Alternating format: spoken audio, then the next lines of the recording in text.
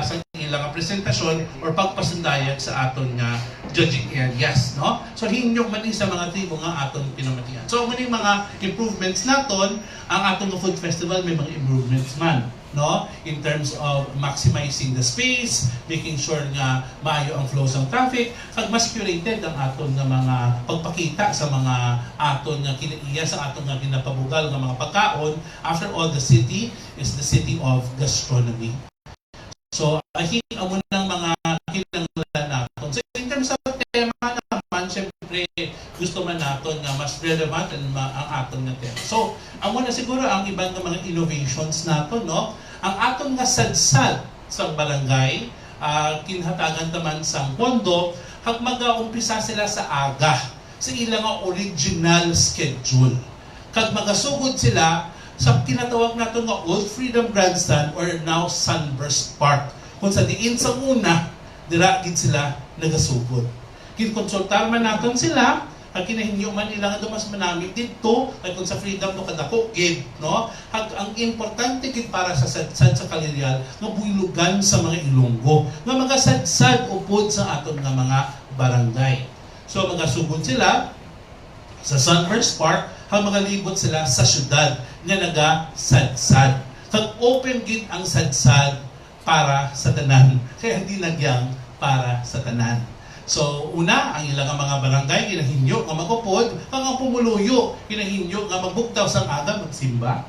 After magsimba, magsadsad. Because ang una, more than 50 years ago, pag-abot ni Santo Niño, as a token of friendship of our two parish priests nga Agustinians from Cebu and Iloilo, pag-abot ni Santo Niño, nag-merrymaking ang mga pumuluyo, no, in honor of Santo Niño. We wanted to go back to that root, no? Nga after misa, pagdalon si Santo Niño, upod sa atong mga kapalian or mga representatives sa kapalian naton sa San Jose, kag isadsad si Santo Niño sa bilog ng Kalirial, upod ang aton nga mga barangay, like how it was before. Ang hinyo liwat sa atong nga barangay, nga suportaran naton sila, nga magsaot makita upod sa ila.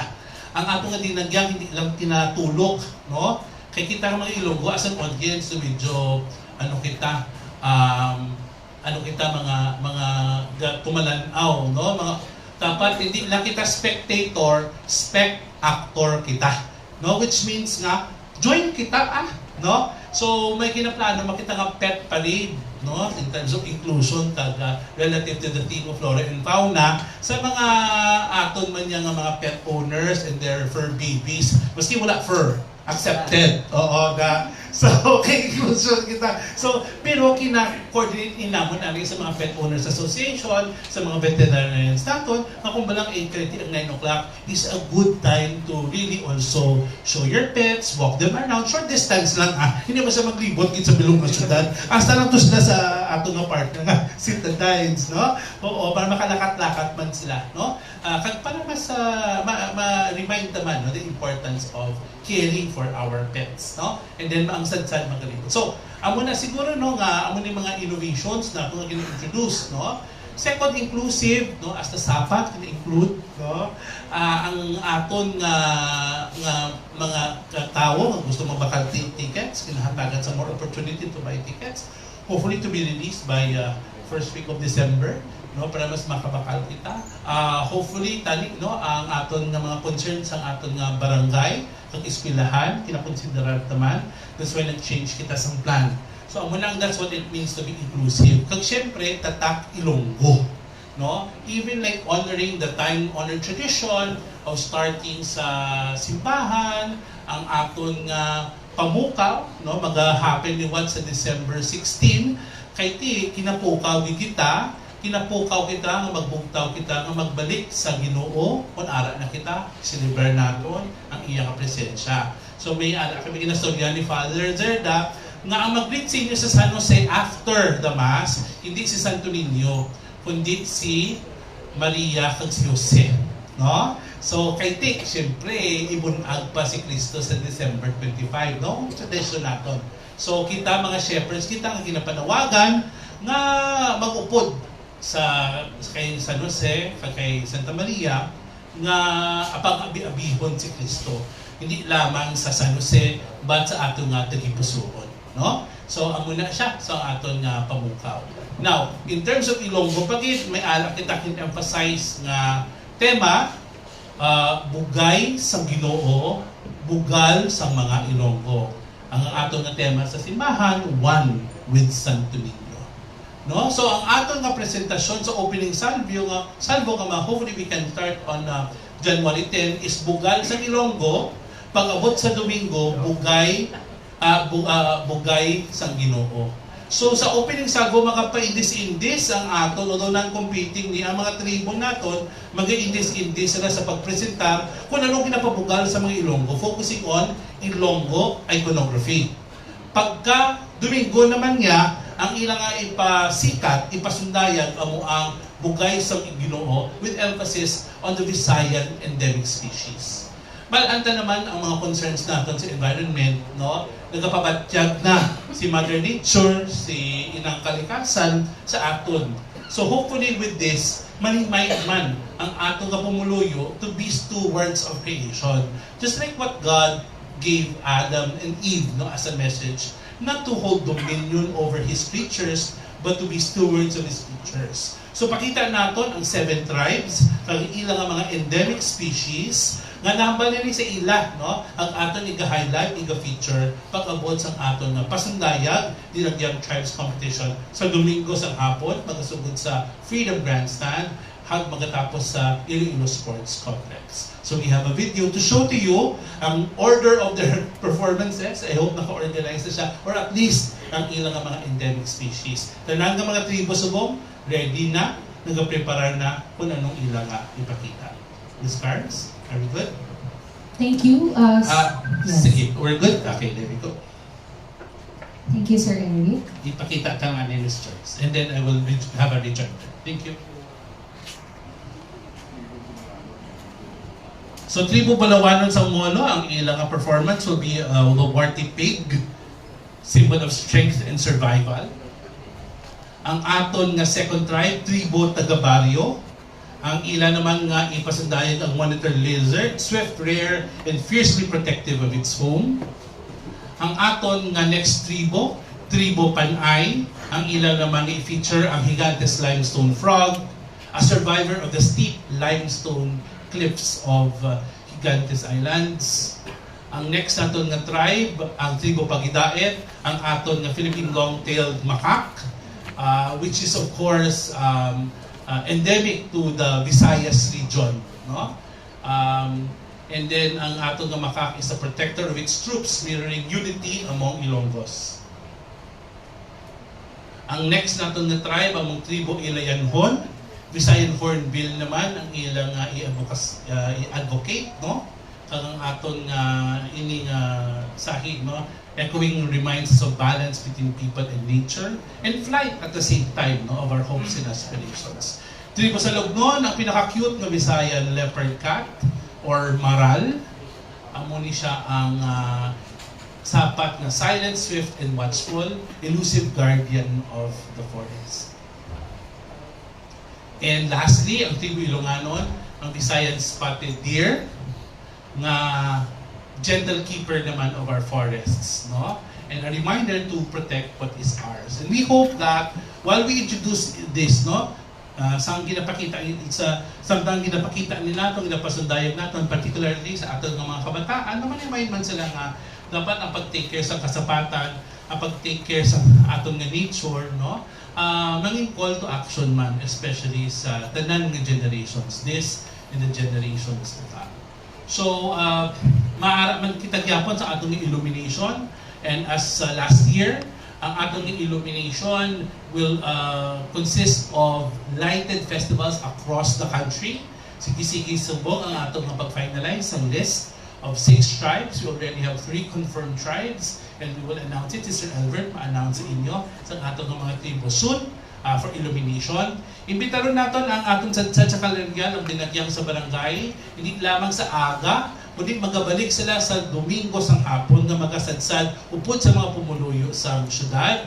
Kung illumination man, iniimbitahan man natin magbalik sa Sabado sang gabi nga maghatag sa kasanagan sa aton nga mga kadalanan diri sa syudad sa Iloilo. Para nga ang concern sa atong business sector nga hindi bala mablangkuhan, hindi bala nga masadya ihapon ang atong Central Business District despite the rerouting, ma-accomplish magyapon naton, ma-realisar magyapon naton ay mas madamo kita activities. And not to mention the many side events, ari pagkalaan si Sir Jason, syempre may music ina niya. Hindi kini matula ang music festival sa mga kadalanon naton. Ara na ko ya sir sa pagkaon randa sa 11 Kinsas nila.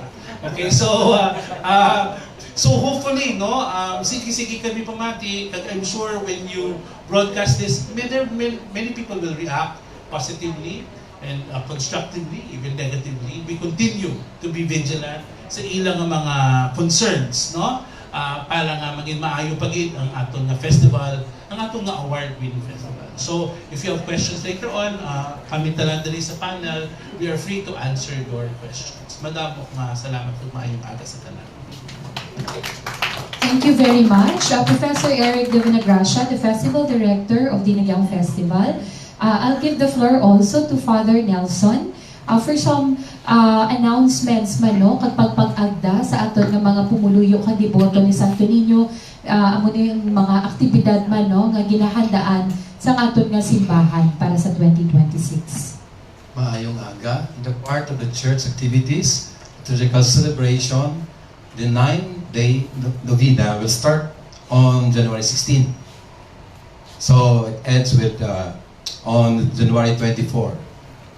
And yung January 24 na ina, that's already the Bisperas, no? The day before the fiesta. So the new activities na gin-add namon since last year is the Traslasyon. So Traslasyon is the bringing of the image from San Jose to the church nearer to the wharf area, no? So nagligat, indala namo to sa Fatima, sa Lacos, kay lapit siya sa fast craft terminal kung saan nag-start ang fluvial, no? So diretso na ina. So from fluvial, the following day, procession, and then back to the church.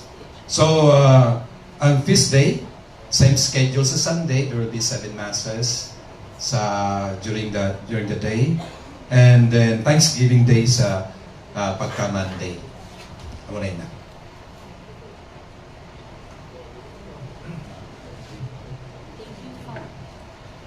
Also, Ms. Joyce, no, we are still on the works with the Iloilo Provincial Government with a schedule naman and the tribes naman of our kasadyahan sa Kabanwahanan. No? So, muna nga, we're waiting also, no, for the province, programa naman nila. And of course, part na gigihapon ng province, no, sa aton ng pagpasundayan sa Dinagyang Festival.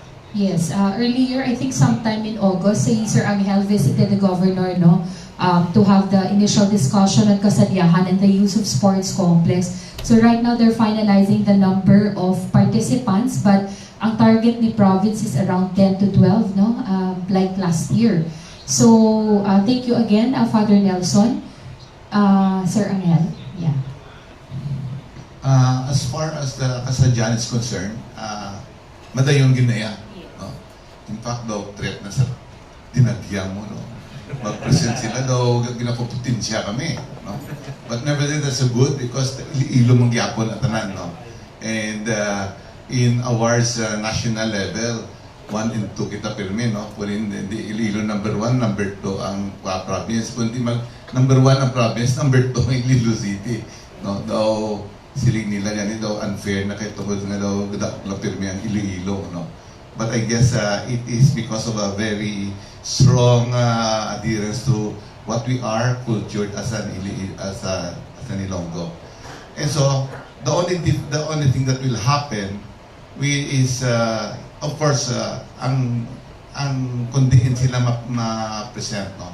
They will also follow the route of the Dinagyang, which means that there will be no more carousel. All of them will just go directly, will present sa Freedom Grandstand, and then go to the Iloilo Sports Complex. But for the public, so that the public also will appreciate them, there will be 3 areas of street dancing and exhibition that they'll be doing.